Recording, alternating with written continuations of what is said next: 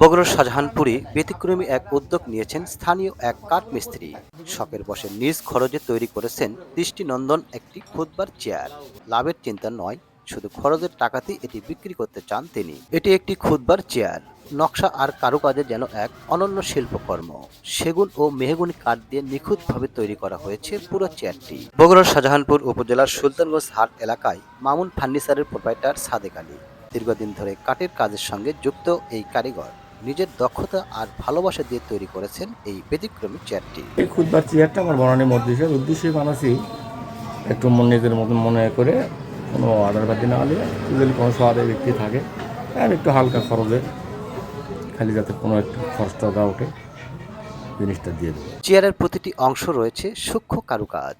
কাঠের গুণগত মানের পাশাপাশি নান্দনিক ডিজাইন এটিকে করেছে আরো আকর্ষণীয়। ধর্মীয় চেতনা থেকেই উনি এই চেয়ারটা বানাচ্ছে। উনি নিজের আর্টিসে নিজে কাজ করছে আর নিজের টাকা খরচ করে এটা বানাচ্ছে। এটা কাকু যদি কোনো বাজারে ভালো লাগে, কাকু ভালো লাগলে উনি বাজার মোতাবেক হালকা দামেই ছেড়ে দিবে। শুধু ব্যবসা নয়, ভালোবাসা আর ধর্মীয় অনুভূতি থেকেই এমন উদ্যোগ নিয়েছে এই কারিগর।